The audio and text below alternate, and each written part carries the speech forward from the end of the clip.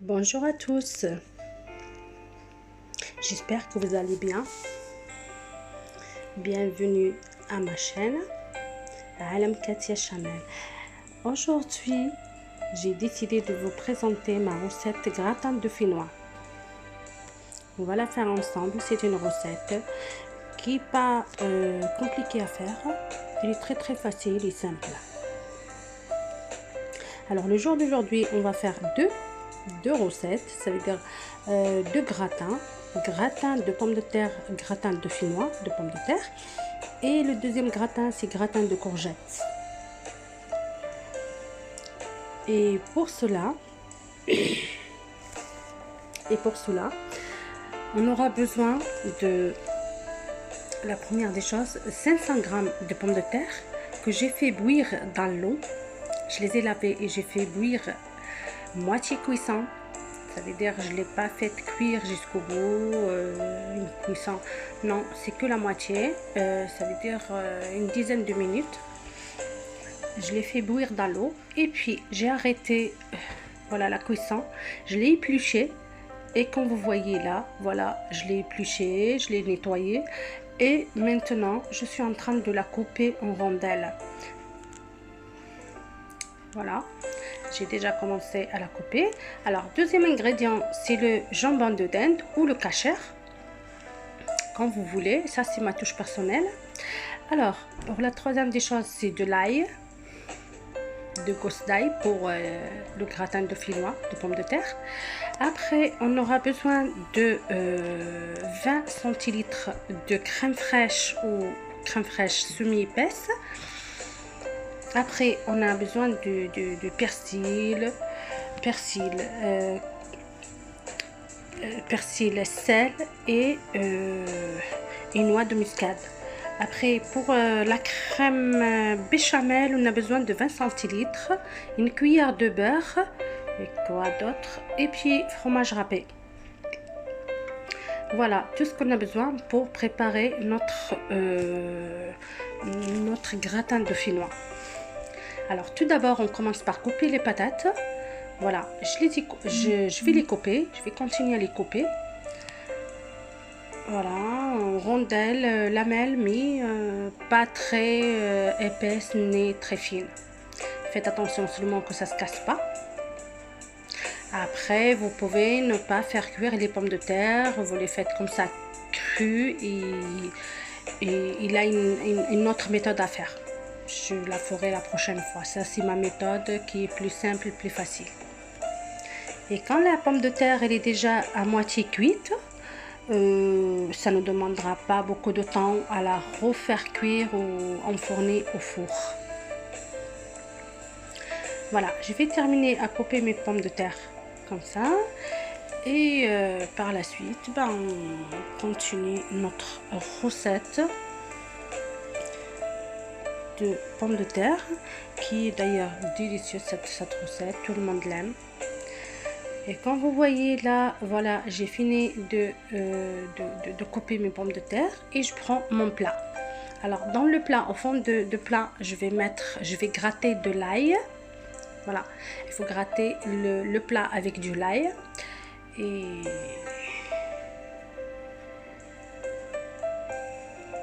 voilà. Et puis on va mettre une petite cuillère de beurre au fond de moule.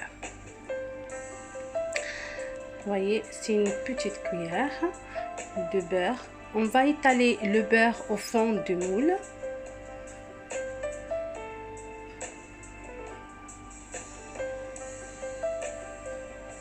Croyez-moi que cette recette, elle est rapide, elle est simple, elle n'est pas vraiment compliquée à faire. Alors, on va mettre le plat, on va laisser le plat de côté. Et puis, on va préparer ma crème. Moi, j'aime pas mettre la crème comme ça, mais j'aime bien la mélanger avec les épices et l'ail.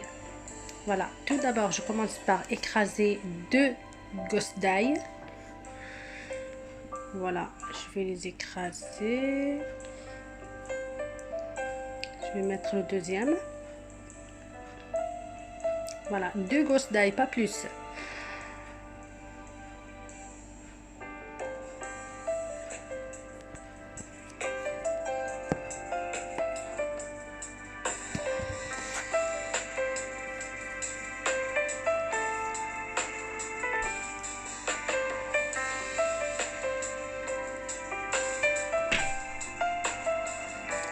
Je vais ajouter un peu de poivre,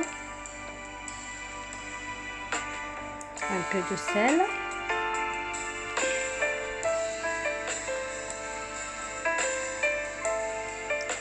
et la crème fraîche. Là, je le laisse, le jambon de dinde fumé, je le laisserai pour après. Je le mélange pas avec, mais là, je vais mettre 20 centilitres de crème fraîche. Voilà, je mets un peu maintenant et un peu pour après. Je vais mélanger avec du lait. Pour la totalité du lait, il me faut 25 centilitres de lait.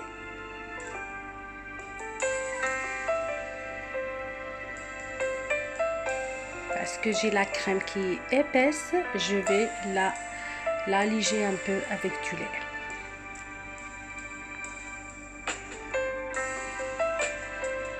Avec un fouet, je vais bien tuer le mélange avec les épices et tout ça pour que ça se mélange bien.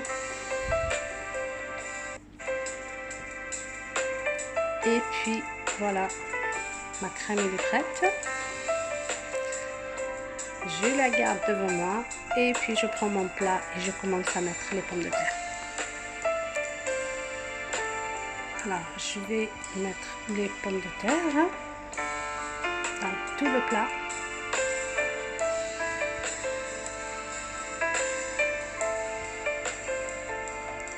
Comme vous voyez, chacun de sa façon de faire, mais bon, c'est tous la même de toute façon.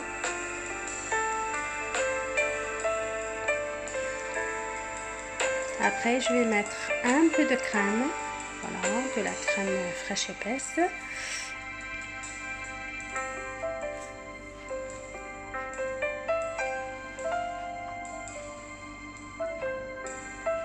Voilà, je vais couvrir avec de la crème fraîche.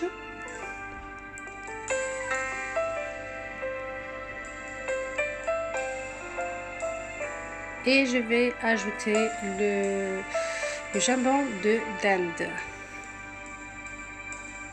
Ou commander le kasher si vous n'en avez pas le jambon de dinde. Et par la suite, je vais couvrir avec mes pommes de terre. Deuxième couche de pommes de terre. Croyez-moi, c'est ma touche personnelle et franchement, je la trouve très bonne. Et c'est pour cela, voilà, je voulais la partager avec vous. Essayez-la, ne regrettez pas. Et dites-moi aux commentaires si ça vous a plu. N'hésitez pas à m'envoyer très belles commentaires. Surtout, n'oubliez pas de liker, de partager avec les amis, la famille et tous vos proches.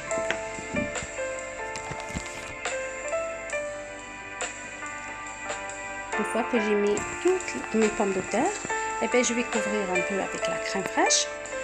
Et puis, j'ai oublié de vous dire tout à l'heure, je ne sais pas si je l'ai parlé de la béchamel. J'avais préparé la béchamel par avant. Je la mettrai juste après. Là, tout d'abord, je vais mettre le fromage râpé.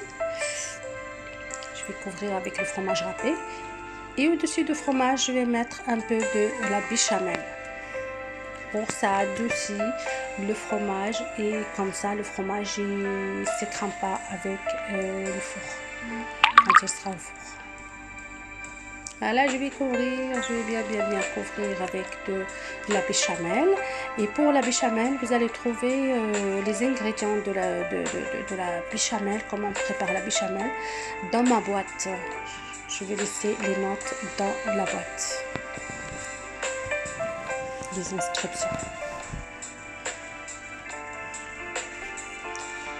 Et voilà, je vais ajouter aussi le reste de la crème et un peu au-dessus de fromage encore.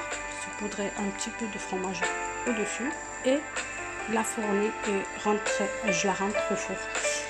Pour la cuisson, j'en aurai pour un quart d'heure, 20 minutes, pas plus.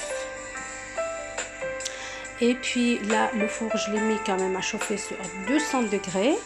Et puis là, j'ai rentré mon plat de dauphinois, de gratin de dauphinois, et j'ai baissé la température, je l'ai laissé à 190. Maintenant, je vais faire le deuxième gratin qui est gratin de courgettes. Voilà, j'ai pris les courgettes, je les ai lavées et je les ai mis en rondelles. Voilà, et puis là il me reste un peu voilà, de fromage râpé, une petite gousse d'ail, alors après un peu de béchamel et la crème fraîche bien sûr, bien épaisse. Je vais commencer par l'ail, je vais écraser l'ail avec au-dessus de la crème fraîche qui m'est restée de tout à l'heure. Voilà. Après je vais ajouter un peu de lait, sel, poivre et je vais alléger avec un peu de lait. Je vais bien mélanger. Voilà, c'est le quart ou presque la moitié d'un petit verre à thé. Voilà, du lait. C'est pour alléger la crème qui est trop épaisse, la crème fraîche. Et avec un fouet, voilà, je vais mélanger bien cette crème. Comme ça, les épices ne resteront pas en petites boules, comme on dit.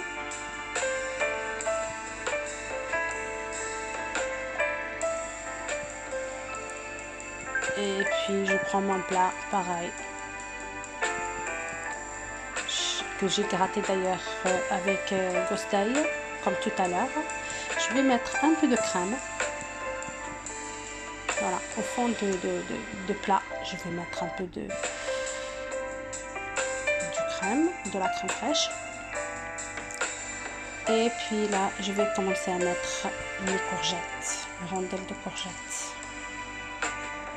Après, vous pouvez les mettre comme vous voulez, hein. Moi j'aime bien les faire comme ça. Après, vous pouvez verser toute la courgette que vous avez, peu importe, dans le plat, c'est pas un souci. Moi j'aime bien les faire comme ça.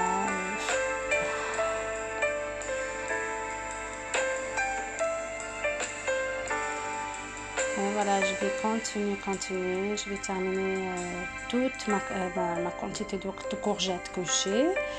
Voilà, avant que je termine, je vais mettre quand même une petite couche de crème fraîche au-dessus de toutes les rondelles de courgettes. Et là, par contre, j'ai pas parlé d'une chose. Là, les courgettes, elles sont crues. Elles sont pas cuites, ni demi-cuites.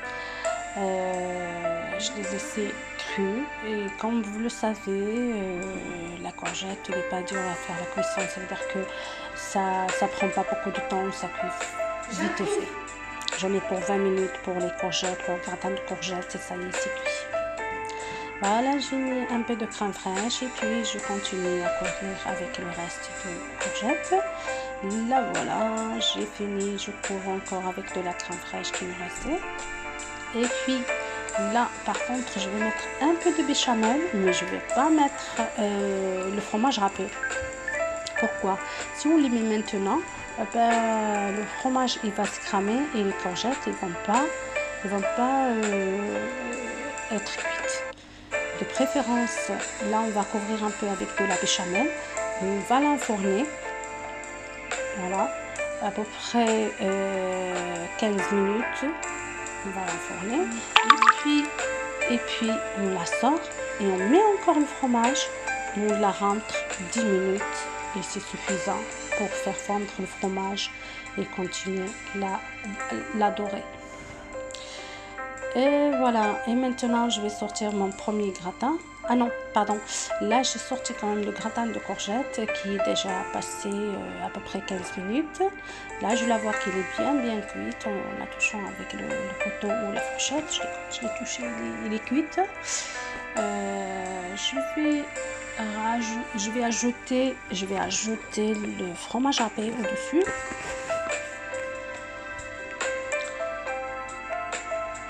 Et la remettre au four pour faire fondre le fromage et qu'il prend la couleur dorée.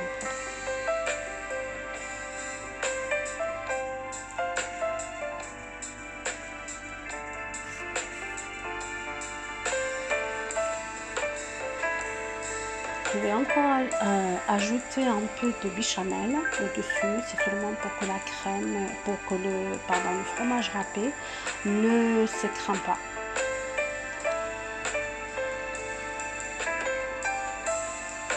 Voilà, je couvre avec le reste qui me restait de la béchamel. Et voilà, comme vous le voyez, elle est prête. Je vais la retourner au four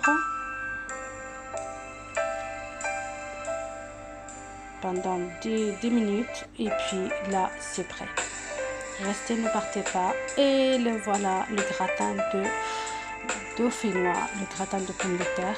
Elle est bien prête. Comme vous la voyez, elle est délicieuse. Vous voyez, c'est une couleur magnifique.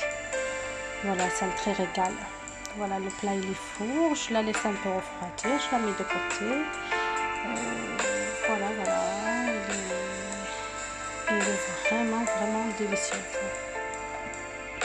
Comme vous voyez, elle est bien crémeuse. Elle est très bonne.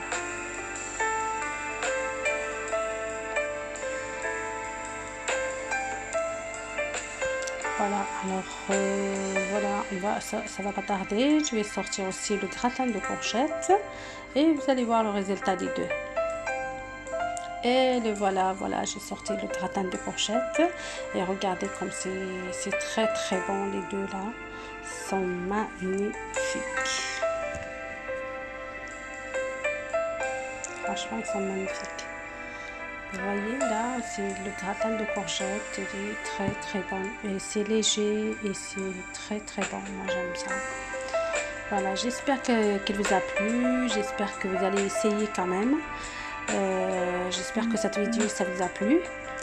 Et n'hésitez pas à me laisser des commentaires. Et de partager, de me laisser des likes et de partager avec les amis, la famille et tous vos proches. Et je vais vous dire, voilà, bon appétit. C'est un vrai régal. À très bientôt. Et ne m'oubliez pas, likez. Et je vous dis à bientôt. À la prochaine vidéo. Merci, au revoir.